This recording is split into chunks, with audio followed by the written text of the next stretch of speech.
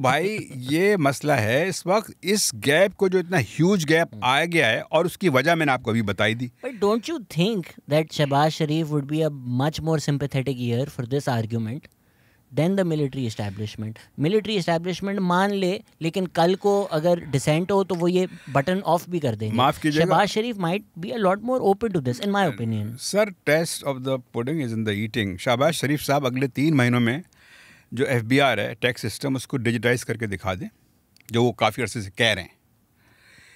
अगर वो दिखा सकते हैं 3 महीने में, तो मैं I am willing to buy your argument. Punjab land records उन्होंने डिजिटाइज किए 2013 से 18. मैं से टैक्स सिस्टम की बात कर रहा हूँ, टैक्स सिस्टम की, नेशनल टैक्स सिस्टम की, which is the heart of the problem. You know, हमारे यहाँ टैक्स कलेक्शन, राइट, जो सारा फिजिकल डेफिसिट, टैक्सेशन वगैरह सब कुछ है, उसको डिजिटाइज करके बता दें. जो हमारी एलीट है, जो सबसे बड़ी टैक्स चोर है, उनके पास जाना, ये तो उनके इंटरेस्ट के खिलाफ है. सर, डिजिटाइज तो कर दें पहले. But I don't think the problem is experts. The problem is कि जो सिस्टम है, जिस तरह हमने एजुकेशन की बात की, उस सिस्टम को कन्विंस करना कि अपने इंटरेस्ट के खिलाफ एक्ट करो. They also know what needs to be done. They don't want it done. आप चाहते हैं मैं बड़ी स्पेसिफिक एग्जाम, तो मैं आपको देता हूँ मिसाल. आप शहबाज शरीफ साहब की जगह वज़ीर आज़म आप लगा दें, डॉक्टर कमाल मुनीर साहब हैं. मैं आई एम सॉरी, मैं उनकी मर्ज़ी के बगैर उनका नाम इस्तेमाल कर रहा हूँ, लेकिन वो पब्लिक फेस हैं.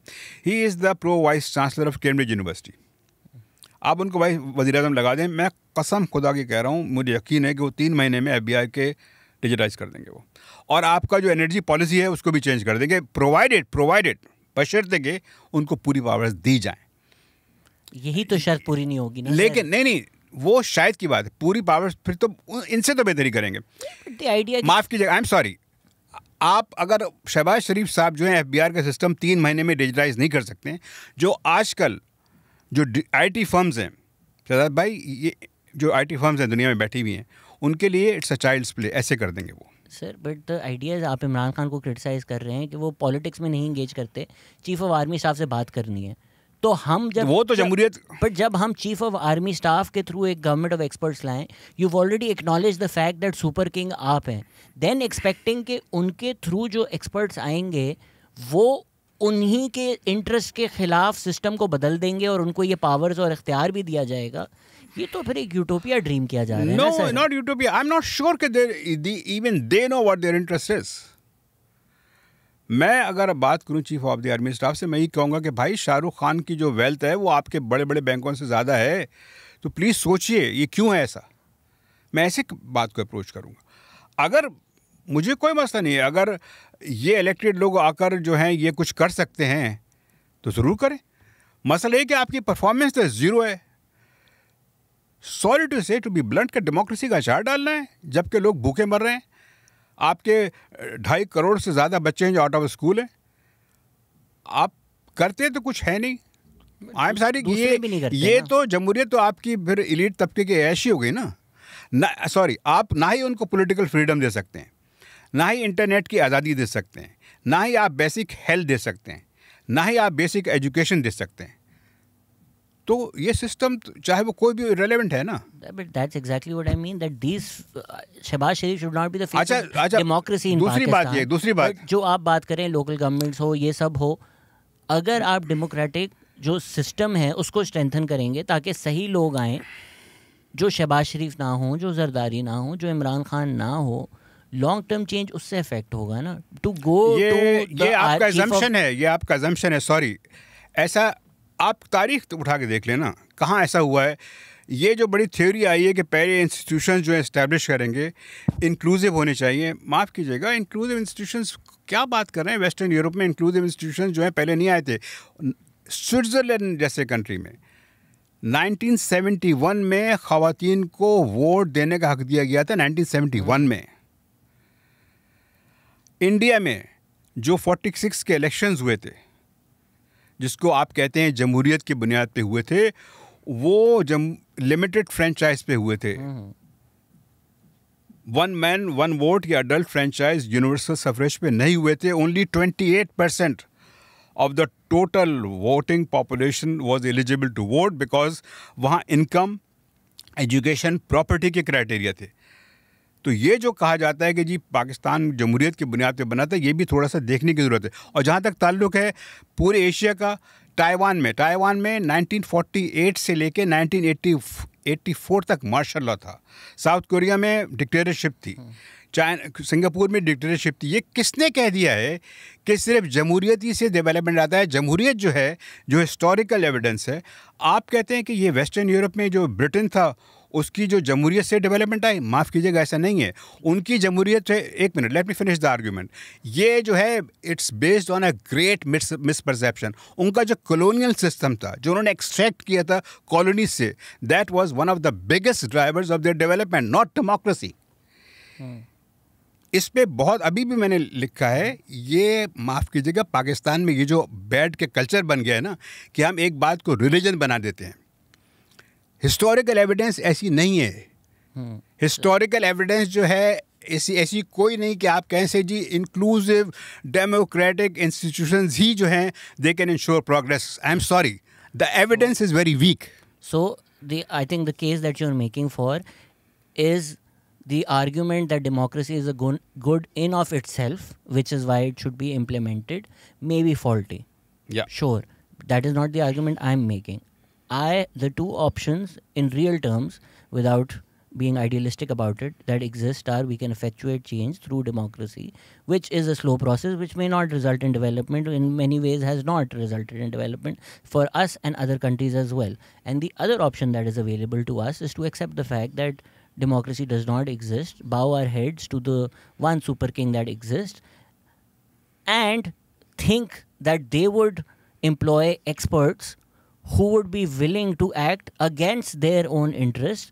And the argument that they don't know their interests also, sir, I don't agree with, because उनको एक ब्रॉडर स्केल पे नहीं समझ में आएगी इकोनॉमी, बट उनको ये तो समझ में आता है ना कि भाई आप डीएचए पे अगर टैक्स लगाएंगे, अगर आप गोल्फ क्लब बंद करेंगे, अगर आप रियल एस्टेट पे टैक्स लगाएंगे, तो मेरे जो जेब में कल जितनी पैसे आ रहे थे आज उसे पैसे कम आ रहे हैं।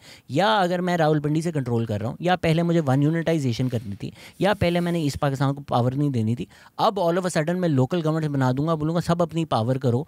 मैं मिलिट्री फार्म्स भी नहीं बना सकूँगा, मैं SIFC भी नहीं बना सकूँगा, और वो बोलेंगे कि यार क्योंकि ये पाकिस्तान की अच्छाई के लिए हो रहा है। तो ये एक बेहतर तरीका है। स्ट्रेटेजिकली बात करें, आइडियोलॉजी सारी साइड पर रखें, हिस्ट्री सारी साइड पर रखें, स्ट्रेटेजिकली इन दो ऑप्शन हमारे पास अवेलेबल हैं।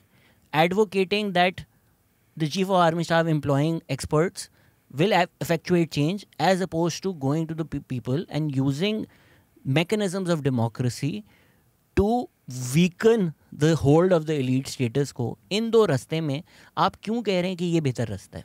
जी, पहली बात तो ये कि मैं ये कह नहीं रहा कि सिर्फ इकॉनमी को मैनेजमेंट करने के लिए आपको एक्सपर्ट्स हासिल करने चाहिए। ये बड़ा एक नैरो व्यू है। नेशनल डेवलपमेंट एक बहुत बड़ा ओवरऑल चीज़ है जिसमें बहुत सारी चीज़ें आती हैं, जिसमें मैंने कहा आपको डिवोल्यूशन भी करना पड़ेगा।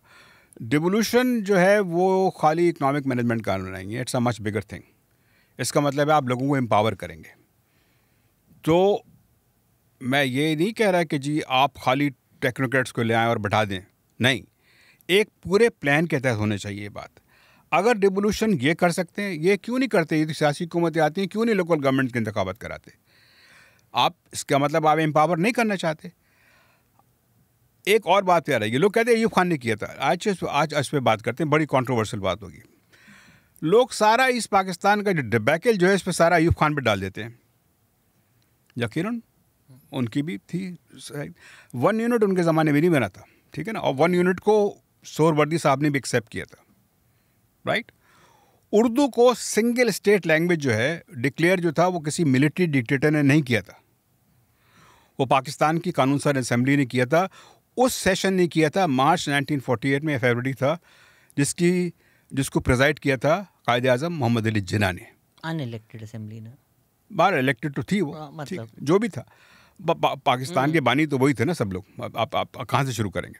लेकिन भारत तो उसके बाद जो जुक्तु फ्रंट की गवर्नमेंट डिसमिस हुई थी वो भी एक सिविलियन गवर्नमेंट के ज़माने में हुई थी, मार्शल लॉ में नहीं हुई थी, राइट। तो सारा जो है डाल देना कि जी वो अयूब खान की वजह से हुआ था, ये उनके ज़माने में हुआ था, ये हाफ ट्रूथ है, ये पूरा नहीं है। उसकी जो जिम्मेदारी है वो 1948 से शुरू होती है, राइट। और उसका ताल्लुक जो है पाकिस्तान के जो जिस तरह से क़याम वजीर में आया था क़याम में, उसमें भी उसका एक हाथ था, एक नेचुरल फैक्टर्स थे। तो ये जो बाइनरी आर्ग्यूमेंट्स है, I don't mind that by that. ये है कि यकीनन उसमें जो थे अयूब खान के वज़ीर ख़ारजा मंजूर कादिर साहब थे, ठीक है ना, वज़ीर ख़ारजा जुल्फ़िकार अली भुट्टो थे, और भी कई लोग थे। और उनकी जो परफॉर्मेंस है, उन्होंने जो है सिंध ताश ट्रीटी तो नेगोशिएट की, बहुत सारी चीज़ें की, बहुत सारे अच्छे काम भी हुए थे। ऐसा तो आप नहीं कह सकते पाकिस्तान जहाँ बिल्कुल इंडस्ट्रीज़ ना होने के बराबर थी, हमारे पास क्या आया था, मुश्किल से गिनी चुनी 4-5 मिलें आ गई थी, कुछ भी नहीं था। इसलिए कि जो हमारे पास खत्ते आए थे वो तो बहुत ही बैकवर्ड थे इंडिया के। तो पाकिस्तान बहरहाल उसमें जो आर्ग्यूमेंट ये है कि उसमें ईस्ट पाकिस्तान के साथ ज़्यादती हुई थी। आर्ग्यूमेंट ये नहीं कि तरक्की नहीं हुई थी, तरक्की तो हुई थी, लेकिन उस तरक्की का डिस्प्रोपोर्शनेट एक गैर जिसे कहते हैं कि मुतवाज़न जो है तरीके से फ़ायदे जो था वो मगरबी पाकिस्तान के हिस्से में आया था और मशरक़ी पाकिस्तान के हिस्से में बहुत थोड़ा आया था। एक्सपोर्ट अर्निंग्स उनकी ज़्यादा होती थी, लेकिन फ़ायदा यहाँ से ले गया। तो फैक्ट ये नहीं है कि तरक्की नहीं होती, ये हकीकत है कि तरक्की का फ़ायदा मगरबी पाकिस्तान को ज़्यादा हुआ था और मशरक़ी पाकिस्तान के हिस्से का बंगालियों को हक मारा गया था। लेकिन ये आप नहीं कह सकते कि तरक्की जो है बिल्कुल नहीं हुई थी, ये अगेंस्ट होगा। अब आप उठा के देख लीजिए, इसमें भी एक थोड़ा सा caveat which you would agree with, west Pakistan की एलीट को फ़ायदा हुआ। तो महबूबुल हक की बात ऑफ रिपीटेड है, मैं वापस नहीं करूँगा, बट द फैक्ट दैट पूरी आवाम निकल कर आके अयूब खान के बारे में जो बोल रही थी सड़कों पे, आवाम तक वो ट्रिकल डाउन नहीं हुआ। माफ़ कीजिएगा, आपकी जो पब्लिक एजुकेशन जो थी उस ज़माने में, उसका स्टैंडर्ड आज से बहुत बेहतर था। आई एम सॉरी, ये जो आपकी इलेक्टेड गवर्नमेंट्स आई हैं जिन्होंने इसकी सत्यानाश किया है तालीम का, उसके स्टैंडर्ड का, उससे बहुत बेहतर था। अयूब खान के ज़माने में पब्लिक स्कूल्स का, मैं भी उस ज़माने में गवर्नमेंट स्कूल ही गया था, तो वो मतलब आंखों देखी वाली बात है, ऐसा नहीं है। आप कह सकते हैं ये थ्योरेटिकल बात है, trickle down. I am sorry, public standard school education, health, civil hospital आप छोड़ दें, दूर मत जाएं, was much better. Multitude of factors नहीं है, लेकिन ये कि ऐसा नहीं है, मतलब मेरे कहने का मकसद ये कि आप इसको आप इतना ज़्यादा ब्लैक एंड वाइट नहीं कह सकते, देयर मिक्स पिक्चर है। एग्जैक्टली काफ़ी चीज़ें हैं। For example NAD engineering college was a much better institution. डॉ मेडिकल कॉलेज के जो आजकल ग्रेजुएट्स हैं सारी दुनिया में हैं। आजकल आपको पता है डॉ मेडिकल कॉलेज के बंदे को बाहर दाखिला मिलना बहुत मुश्किल हो जाता है। वन कैन आर्ग्यू तो ऐसा नहीं है, पार्टीशन की वजह से ये चीजें ऐसी बात बने हुए थे, ऐसी बात नहीं है कि हर चीज़ गलत थी। हर जिस तरह हर चीज़ में है पॉजिटिव फैक्टर भी होते हैं, नेगेटिव भी होते हैं। आई एम सॉरी, नवाज शरीफ की जो एनर्जी पॉलिसी है, इट्स अ ह्यूज डिजास्टर। लोग शायद खाका नवाज़ी साहब बड़े अच्छे आदमी, एक मिनट, हम रीलिटिगेट पास क्यों कर रहे हैं आज मुझे बताएं। सर आप दो रास्ते हैं, की करें असी सर मैं आप उसका जवाब देने की कोशिश कर रहा हूँ भाई। परफॉर्मेंस रिकॉर्ड भी तो ना हक़ाइक़ है ना, आपका तो एजम्पशन है, आप जो बात कर रहे हैं ना, मैं तो कहूँ एजम्पशन है ये, या इन अदर वर्ड्स आप वही कह रहे हैं कि ये ही होता चला आया है, हाइब्रिड रही है या डायरेक्ट मार्शल रहा, यही रहे ना। आप कह रहे हैं हाइब्रिड ही चलता रहे। नहीं, मैं कह रहा हूँ आपका जो प्रिस्क्रिप्शन है, नहीं एक minute, why is that a better prescription? नहीं, इसलिए कि आप वो कह रहे हैं कि जो अब तक होता चला आया है वही करते रहें, keep doing the same thing. What is insanity? You keep repeating the same thing in the hope that it will give different results. मैं एक मिनट, but sir आपकी prescription भी हो चुकी है. Your argument is, I'm sorry, those experts were idiots. The experts I am proposing are actual experts. ना, yes. आप गलत समझ रहे हैं। आपका I basically dispute that. Pakistan never had a government of experts. Sorry, never ever. हमारी हमेशा जो है गवर्नमेंट जो है ब्यूरोक्रेट्स के हाथ में रही है, समझने की बात है। If you say that Pakistan में कभी भी एक्सपर्ट्स की गवर्नमेंट रही है, दैट मीन्स कि आप पाकिस्तान की जो रियासत है उसके स्ट्रक्चर को नहीं समझते। मैं ये कहने की जरूरत करूँगा, इस पाकिस्तान में सिविल एंड मिलिट्री ब्यूरोक्रेसी की हुकूमत रही है हमेशा से। जो बैठा हुआ है बाबू एडिशनल सेक्रेटरी, अगर वो कोई काम नहीं करना चाहे ना, ये सियासतदान से भी नहीं करवा सकता उसका। तो सर आप जो प्रपोज कर रहे हैं कि एक्सपर्ट्स आएंगे, ये ब्यूरोक्रेसी भी खत्म कर देंगे? बिल्कुल, ब्यूरोक्रेसी। आपको ये जो आप बात कर रहे हैं ना मुल्कों की तरक्की कैसे हुई, I will implore you to just get out of this Pavlovian thinking कि जी हमारे यहाँ यही होता है चला है और यही हो सकता है, ऐसा नहीं है। The world that you are building, जहाँ ब्यूरोक्रेसी भी जो है वो भी खत्म हो चुकी है, लोकल पावर्स भी डिवॉल्व हो चुकी है, खत्म, आपको ब्यूरोक्रेसी फिक्स हो गई है, बेहतर हो गई है, ऐसा नहीं है, वो सारे फिक्स हो गए हैं। If you let me finish, देखिए ना, आप एक प्री सेट ऑफ अजम्पशन से बात कर रहे हैं। आई एम चैलेंजिंग यू कि नहीं, जिंदगी इतनी सादा नहीं है, चेंज जो है ग्रेजुअल होता है, इट्स इन इंक्रीमेंट्स, लेकिन उसके लिए ज़रूरी है कि आप बेसिकली पहले आइडेंटिफाई करें कि प्रॉब्लम्स हैं क्या। प्रॉब्लम्स ये हैं कि आपकी जो कैपेसिटी है और जो स्ट्रक्चर है आपकी सिविलियन एंड मिलिट्री ब्यूरोक्रेसी का, it is not conducive for development. ये डेवलपमेंट के लिए फिट ही नहीं है। आप चाहे इलेक्शन कराएं ना कराएं, चाहे मार्शल लॉ लगाएं या ना लगाएं, इस स्ट्रक्चर के होते हुए प्रोग्रेस आगे बढ़ना पॉसिबल ही नहीं है। अच्छा, आप ये कहते हैं कि इस वक्त ये रियलिस्टिक बात है। सर, आपको एक मिसाल देता हूँ सर, इफ आई मे एक मिसाल दे लूँ आपको। डेंग शाओपिंग ने उस वक्त जब अपोजिशन की थी, गैंग ऑफ फोर था, उसमें माओ ज़ेडुंग की बेवा भी शामिल थी, ज़बरदस्त अपोजिशन थी। उस वक्त चाइना में जो सिस्टम था ना, बड़े इंस्टीट्यूशन बड़े वीक थे, इसलिए कि वो कल्चरल रेवोल्यूशन वो जो था वगैरह वगैरह, लाखों लोग मारे गए थे, उसमें बहुत हालत ख़राब थी। उसमें हालत में उसने क्या फैसले किए थे? उसने कहा कि ये डी रेगुलेशन कर दो, जो कम्यून्स जो हैं, जो म्यूनसिपैलिटीज़ हैं, इनको एम्पावर कर दो। मतलब हंगामा मच गया था कि क्या कर रहे हो, मुल्क में तो वैसे इंतशार है। But he did something which had never been done in China. If I may, बिल्कुल।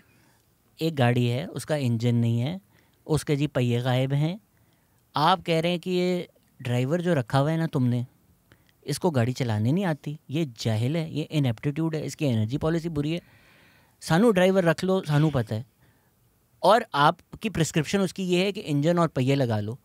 तो आगे नवाज शरीफ अगर ये सुन रहे हैं, वो बोलेंगे पावे सानू भी इंजन और पहिए देते तो अब भी गाड़ी चला लेते हैं ना। तो द आइडिया कि जी ब्यूरोक्रेसी भी फिक्स हो, लोकल भी हो, ये सब भी हो, एलीट जो इकोनॉमी का होल्ड है वो सब भी टूट जाए, और ये फिर एक्सपर्ट्स ठीक कर लेंगे। सर, ये तो फिर पॉलिटिशियन सब कर लेंगे। द आइडिया उस एग्जिस्टिंग सिस्टम में, नो, बट द प्रिस्क्रिप्शन जो आपकी है इस एग्जिस्टिंग सिस्टम में, democracy as an ideal, history में डेमोक्रेसी बेहतर थी, सब बातें छोड़ें, कैसे आनी है government of experts, chief of army staff के थ्रू आनी है।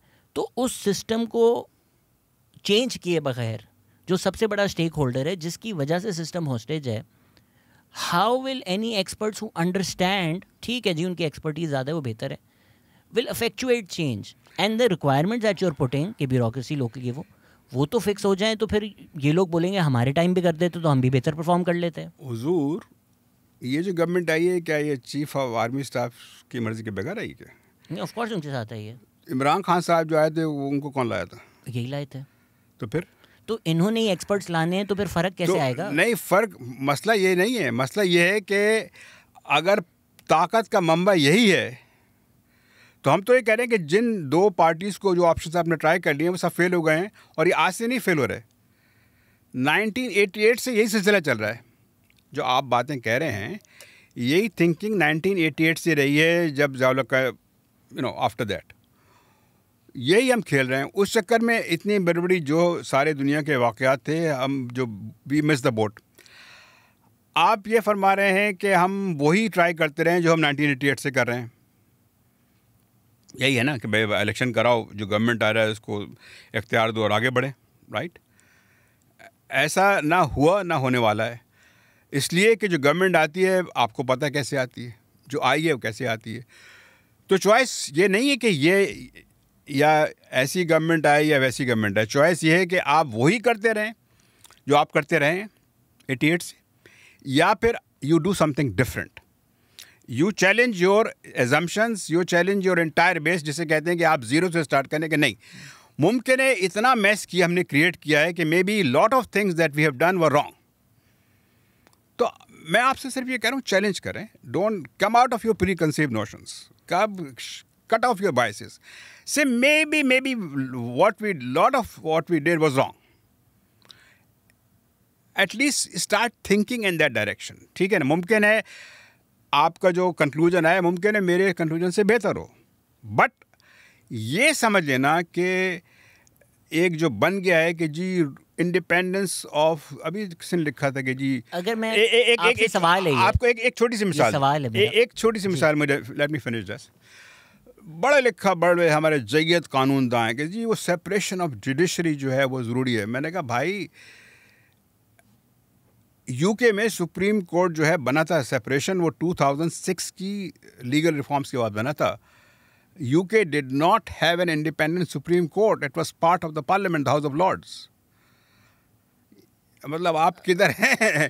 थोड़ा कॉम्प्लिकेटेड बात है, नुआंस बात है, इतना सिंपल नहीं। फिर they still had some independent. खैर, the but still legally if I may is Yusuf Nazar's prescription कि जी इनको आप सिलेक्ट कर चुके हैं, ये जले हुए कारतूस हैं, इनसे एक्सपेक्ट करना नामुमकिन है, तो जी ये election just for the sake of it करवाने छोड़ो, ख़त्म करो ये बात। 10 साल, क्योंकि आप बोल रहे हैं लॉन्ग टर्म, ठीक है, आप बैठे हैं इस वक्त GHQ में, आप गए इनके पास, आपकी प्रिस्क्रिप्शन ये है कि पाकिस्तान को अगर फिक्स करना है, डेमोक्रेसी का ढोंग ख़त्म करो, इलेक्शन सारे ख़त्म करो, एक्सपर्ट जो हैं वो दुनिया भर के उनको लेकर आओ।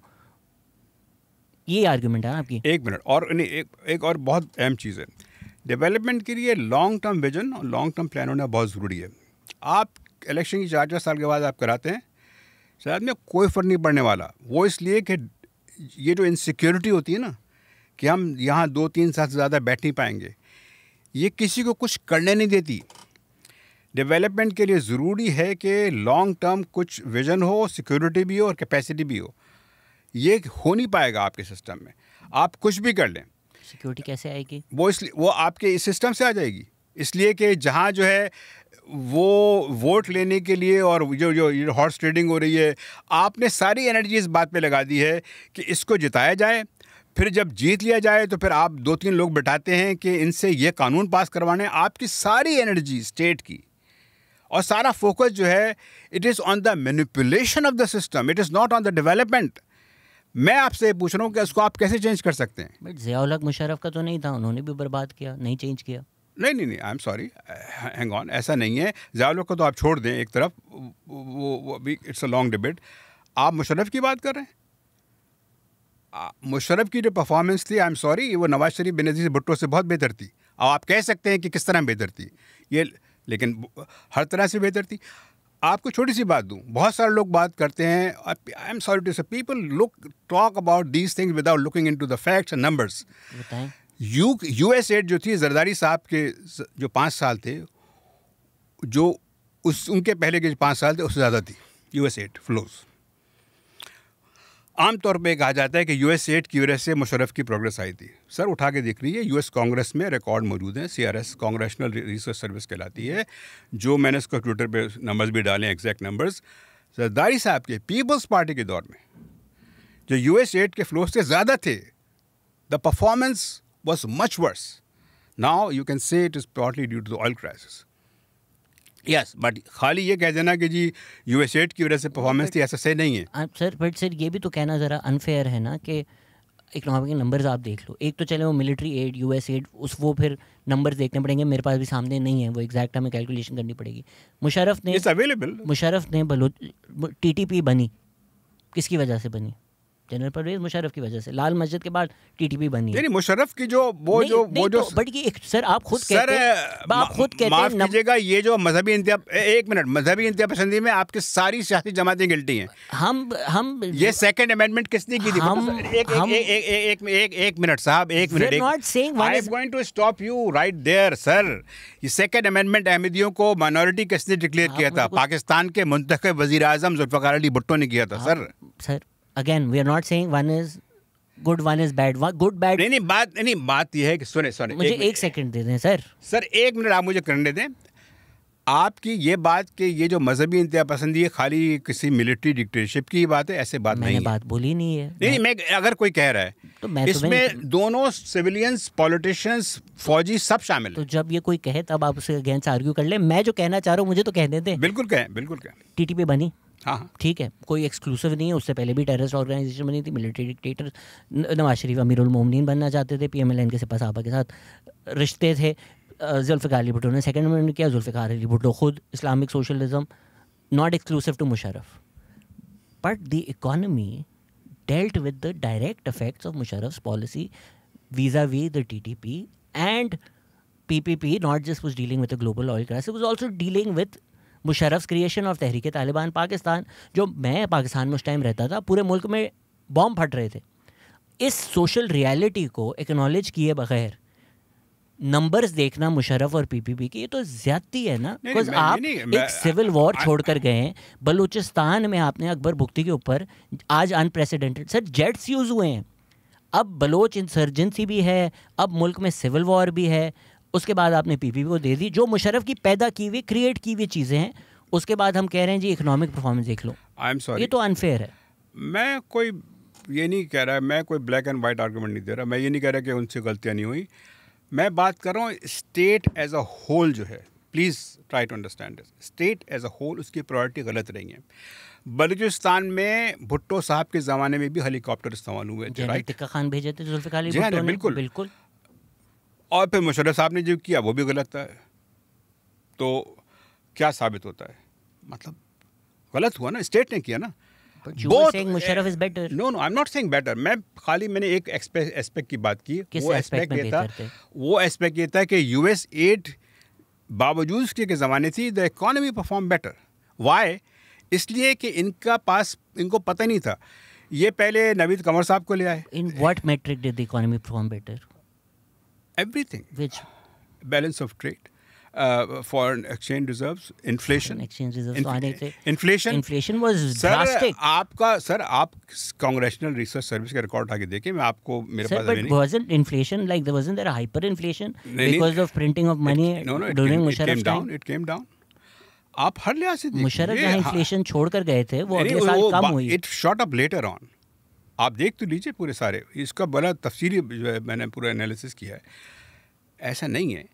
लेकिन उनने जो ब्लंडर्स किए वो भी अपनी जगह. I agree with you. देखिए कोई भी रिकॉर्ड किसी का भी जो है मिक्स नहीं है. वो बिल्कुल वो ब्लैक एंड वाइट नहीं है. लेट्स स्टॉप ग्लोरीफाइंग वन और द अदर. मैं आपको पता है वेरी ओपन फैक्ट है, मैं ग्रेट एडमायर जुल्फ़िकार अली भुट्टो, लेकिन जुल्फ़िकार अली भुट्टो साहब से ग्रेट ब्लंडर्स भी हुए थे. ह्यूज मिस्टेक्स की उन्होंने. Balochistan was one of them. Yes.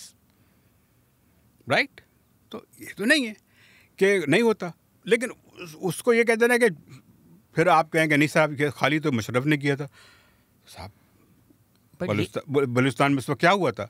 तो बात कहने की ये, मैं बिल्कुल कुछ और बात कह रहा हूँ. ये जो बाइनरी डिस्कशन है बिटवीन सिविलियन एंड मिलिट्री, इसको छोड़ दें आप. लेट अस एक्सेप्ट कि पाकिस्तान की जो स्टेट है starting from the days of its founder Quaid-e-Azam Mohammad Ali Jinnah, उस ज़माने से आज तक जो हमारी नेशनल प्रायोरिटीज़ रही हैं वो गलत रही हैं. ये मैं कहने की कोशिश कर रहा हूँ. वो हम सिक्योरिटी ऑब्सेस रहे हैं. आज हमें फोकस होना चाहिए नेशनल डेवलपमेंट का. आप नवाज शरीफ साहब की बात करते हैं. नवाज शरीफ के ऊपर प्रोग्राम है कौन सा नेशनल डेवलपमेंट का? He has no programme. And that applies to Imran Khan साहब as well.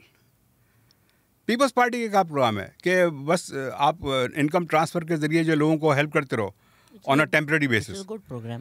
Well, but if you don't educate the people it's useless. Sorry. The more important thing, the most important thing, the critically important thing is education. And all of you governments, चाहे military की हो चाहे civilian हो, they have done ज़िल्च. हमें पहले ये बात माननी चाहिए कि हमारे फेलियर्स कहाँ हैं. I think you will be jumping the gun if you से मिलिट्री वर्सेस सिविलियन. पहली बात ये आप कहें कि हमने किया क्या है भाई. इस 75 साल गुजर गए. हमारी बड़ी बड़ी मिस्टेक्स क्या हैं, हमारी प्रायोरिटीज़ कहाँ गलत रही हैं. पहले आप आइडेंटिफाई तो करें. आप सोल्यूशन अटैम्प्ट करने से पहले ये आइडेंटिफाई करते हैं, डायग्नोस करते हैं कि हैं क्या प्रॉब्लम्स हैं क्या. let us agree on what are the problems. Let's agree on that. हमारा प्रॉब्लम ये है कि we jump to the conclusion, we jump to the solutions. मैं ये नहीं कर रहा. बट सर फॉल्स बाइनरी नहीं है थोड़ी, अगर जब हमें military versus politician, military versus civilian करें, जबकि आप खुद अग्री करते हैं कि ये जो आए हैं ये GHQ के रास्ते आए हैं, हाइब्रिड रिजीम से आए हैं, तो असेंशली तो पानी में कभी कभी थोड़ा सा जामी शरीम मिल जाता है, बट वो है तो वही पानी ना. थोड़ा कभी कभी एक दो कतरे आपने डाल दिए दिखाने के लिए, कभी बेनज़ीर भुट्टो, कभी नवाज शरीफ, कभी इमरान खान. बट 70-75 साल एक ही इदारा रहा है. चलें शुरू में कायदे-आज़म लगा लें आप 3-4 साल, जब तक एक इदारा रहा है पाकिस्तान के आप कह रहे हैं परफॉर्मेंस भी ज़िल्च है, मुल्क भी बर्बाद हो गया, सब हो गया। माइन्यूट डिटेल्स में हम डिबेट करते रहेंगे। मुशर्रफ ने 19 चीज़ें बेहतर की, let's not get into that. एक इदारा है 75 साल उन्होंने किया है, आपकी खुद की प्रिस्क्रिप्शन है कि यार बर्बाद हो गया, सब कुछ है, एजुकेशन है, हाल देखो अपना, मुल्क का देखो, रेडिकलाइजेशन देखो, वो हम एक एक इशू उठाएंगे तो उसके हम डिटेल में जा सकते हैं। अच्छा जी, किसने फ़ंड किया, क्या किया, डिटेल्स। तो ये सारे मसले हमारे पास हैं। How can the solution be कि आप उसी इदारे के पास जाओ और बोलो यार हमें रख लो, हम बेहतर कर देंगे? नहीं, आपका दूसरा सोल्यूशन क्या है? आप उनसे क्या इंतखाबात कराओ, ठीक है कराएं। I don't have a problem, मुझे क्या है, I have no personal interest in it. मैं तो कहता हूँ कराओ। All I can say as an offer that my opinion कि it will fail and the history will bear it out. It has failed repeatedly in the past. Why? Because हमारी as a state जो priorities हैं वो गलत हैं। I agree. और उसको ठीक करने के लिए कम से कम वो लोग जो मुस्तकिल यही बातें करते रहे हैं और उन्हीं पॉलिसीज़ पे चलते रहे हैं, ये इनसे कुछ आपको तवक्को करना बेकार है। अगर आप समझते हैं कि ठीक है यही है तो जारी बात है, फिर that's fine, be my guest, आप करें, ज़रूर करें, लेकिन ज़रा अपने एजम्पशंस को चैलेंज ज़रूर करें। जो आसपास की हिस्ट्री है, ममालिक हैं, उनको देख के देखें।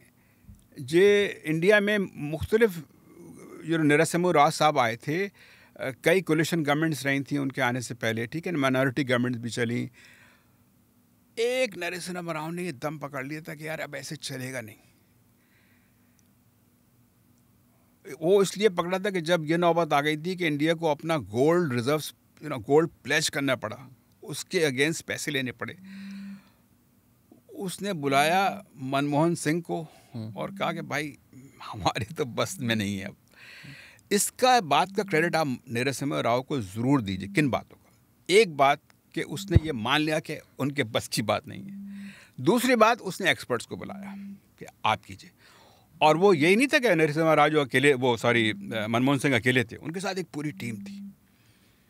1991-92 का फेज था। उनको वज़ीर आज़म नरसिम्हा ने कहा कि ये आप लोग कीजिए, इसलिए कि हम तो फेल हो गए। हमने ये जब से इंडिया बना था कोशिश की, अब ये नौबत आ गई कि सोना के अगेंस्ट जो है वो मतलब पैसे लेने पड़े। आप आइए, आप बताइए क्या करना है। तो उन्होंने इनको एम्पावर किया और उसके बाद जो हुआ इंडिया में, जिस तरह से आगे बढ़ा, द रेस्ट इज़ हिस्ट्री। 1966 में जनरल सुहार्तो ने, जिसे मैंने आपको पहले बताया, बर्कले ग्रुप ऑफ इकोनॉमिस्ट को बुलाया, जिसको बर्कले माफिया कहते थे, उनको बुलाया। उनसे कहा कि हमने तो बड़ा कर दिया, हम आपको एम्पावर करते हैं, आप कीजिए। उन्होंने दे ट्रांसफॉर्म द कंट्री। और उसके बाद से 1998 तक, जब तक एशियन क्राइसिस नहीं आया था, Indonesia progress well, it was reasonably well. और उसके बाद से और भी आगे बढ़ गया। डेमोक्रेसी इन इंडोनेशिया कम के मच लेटर। तो ये हमारे सामने एग्जाम्पल्स हैं। फ़र्क क्या पड़ा इसमें? कॉमन एलिमेंट्स क्या हैं हर जगह पे? They were a set of competent people at the helm who had a vision and a commitment to developing the country. आप जो कह रहे हैं कि जी ये आप सही कह रहे हैं, ऐसे ही है कि पाकिस्तान में बिल्कुल जो एस्टैब्लिशमेंट जो है वो शुरू से रहा है, it is the dominant power. आप क्या समझ रहे हैं कि अभी परसों इनकलाब आ जाएगा और ये चेंज हो जाएगा? ऐसा तो नहीं होने वाला भाई।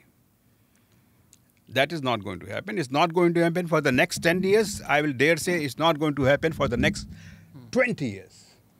पाकिस्तान में army will remain the primary source of power for a long time to come. बुरा लगे, अच्छा लगे, आप माने ना माने, मेरा तजर्बा जो है ये बाल सफ़ेद हुए यही बताता है।